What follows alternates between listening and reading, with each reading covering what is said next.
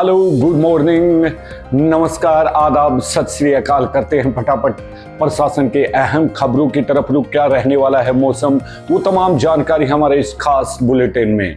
बने रहें हमारे साथ। नागरिकों की समस्याओं का प्रतिदिन किया जा रहा है समाधान। कार्यालय दिवस में आयोजित किए जा रहे समाधान शिविर में आम नागरिकों की समस्याओं का निराकरण करने में सफल साबित हो रहे हैं।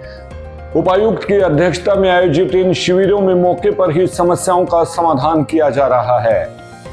उपायुक्त ने लोगों की समस्याओं को सुनते हुए उनके समाधान के निर्देश दिए हैं। उन्होंने कहा है कि नागरिकों की समस्याओं के समाधान में जिला व उपमंडल स्तर पर आयोजित किए जा रहे समाधान शिविर कारगर सिद्ध हो रहे हैं। समाधान शिविर में नागरिकों की समस्याओं का समाधान होने से उनमें सरकार व जिला प्रशासन के प्रति विश्वास बढ़ा है।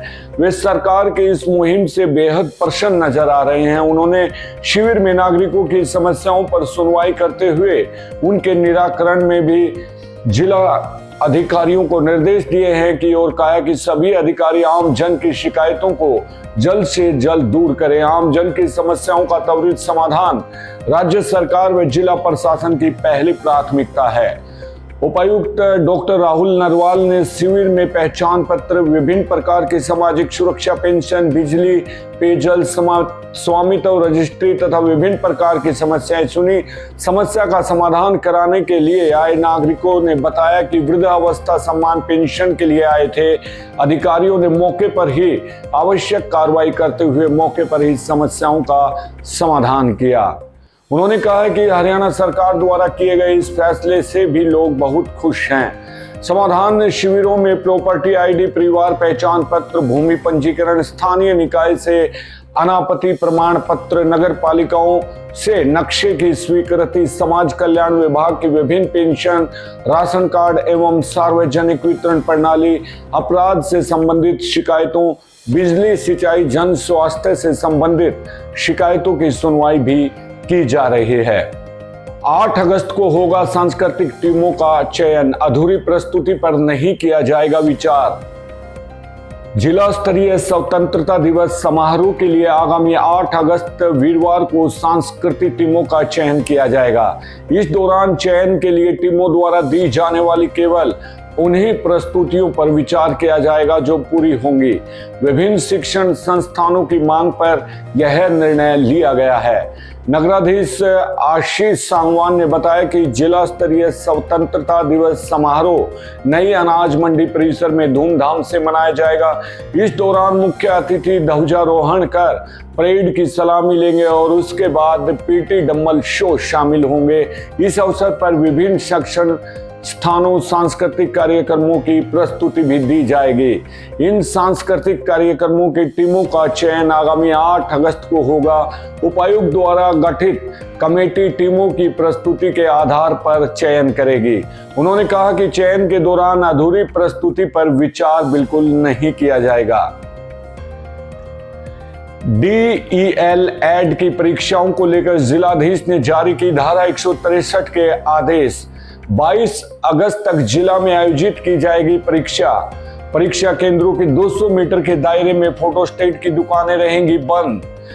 जिलाधीश डॉक्टर राहुल नरवाल ने जिला में विभिन्न परीक्षा केंद्रों में 22 अगस्त तक आयोजित होने वाली DEL एंड परीक्षाओं को मद्देनजर धारा 163 लगाने के आदेश जारी किए हैं। आदेशों के अनुसार परीक्षा की केंद्रों 200 मीटर की परिधि धारा 163 के तहत पाबंदी रहेगी। जिलाधीश द्वारा जारी किए गए आदेशों में कहा गया है कि जिला के विभिन्न शिक्षण स्थानों में 22 अगस्त तक DEL एंड परीक्षाएं आयोजित होंगी। परीक्षाओं को निर्बाध व शांतिपूर्ण तरीके से संपन्न कराने और कानून की व्यवस्था बनाए रखने के उद्देश्य से भारतीय नागरिक सुरक्षा संहिता 2023 की धारा 163 के तहत आदेश जारी किए गए हैं, जिसके तहत परीक्षा केंद्रों की 200 मीटर की परिधि में अग्निशस्त्र, तलवार, गंडासा, लाठी, बर्छा, कुल्हाड़ी, जेली, चाकू व अन्य हथियार लेकर कोई भी व्यक्ति नहीं चल सकेगा। आदेशों में यह भी कहा गया है कि परीक्षा केंद्रों की 200 मीटर की सीमा में आने वाली फोटोस्टेट की दुकान परीक्षाओं के समय बंद रहेंगी। आदेशों में यह भी कहा गया कि यह आदेश परीक्षार्थियां, ड्यूटी देने वाले स्टाफ, पुलिस कर्मियों पर लागू नहीं होगी। उन्होंने कहा कि जो भी जारी किए गए आदेशों का उल्लंघन करने वालों के खिलाफ नियमानुसार कानून कार्रवाई की जाएगी। स्वच्छता अभियान के दौरान गांव में बनाए जाएं सोख्ता गड्ढे। जिला में स्वच्छता अभियान पूरे उत्साह और उमंग के साथ चला हुआ है। ग्रामीणों की सहभागिता के साथ निखार ला रहा है। जिला प्रशासन द्वारा ग्रामीणों को जागरूक भी किया जा रहा है।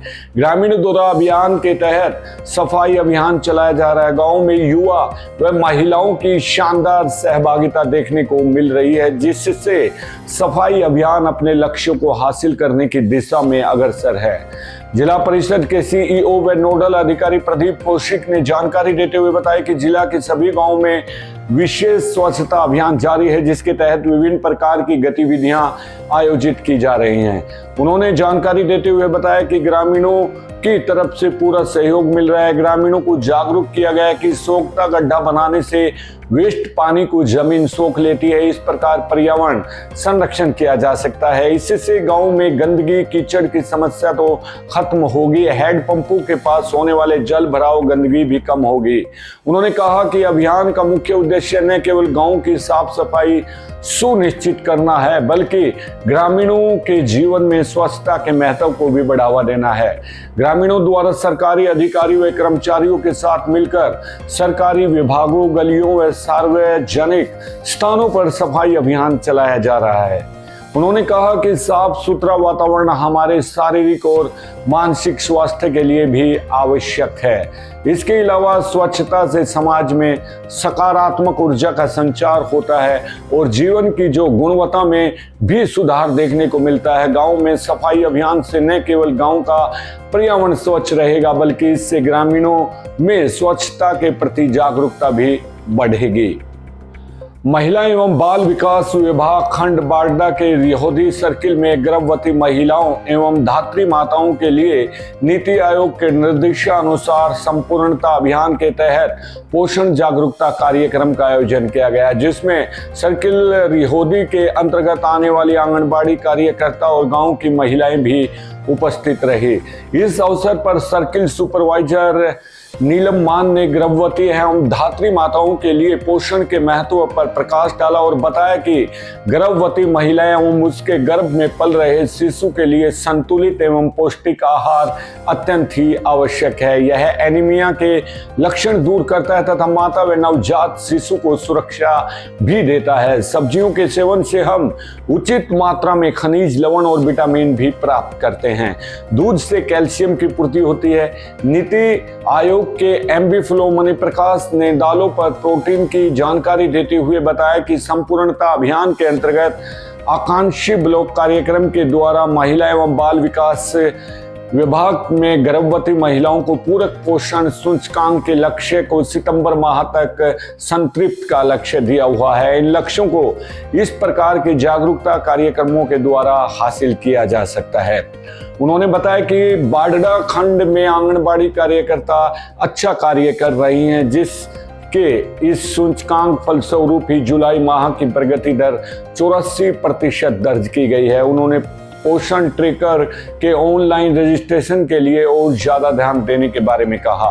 इस अवसर पर पौष्टिक मार्च भी निकाला गया तथा केंद्र सरकार और हरियाणा सरकार की जन कल्याणकारी योजनाओं की जानकारी भी दी गई। उपायुक्त राहुल नरवाल आईएएस का चरखी दादरी में कार्यभार ग्रहण करने पर अनुसूचित जाति समाज के प्रबुद्धजन ने पुष्पगुच्छ भेंट कर स्वागत किया।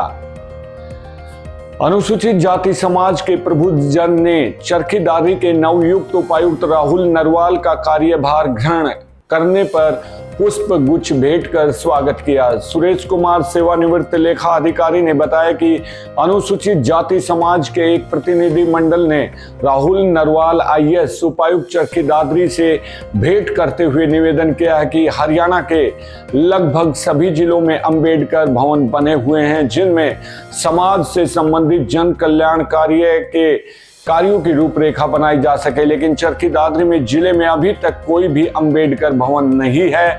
अनुसूचित जाति के लोगों को कोई भी कार्यक्रम करना होता है तो दूसरी संस्थाओं या सार्वजनिक स्थानों का सहारा लेना पड़ता है। समाज के प्रतिनिधि मंडल ने दादरी में एक अंबेडकर भवन बनवाने की भी मांग की और उनके समक्ष रखी, जिस पर उपायुक्त ने अंबेडकर भवन बनाने के लिए भूमि आवंटन का भी आश्वासन दिया।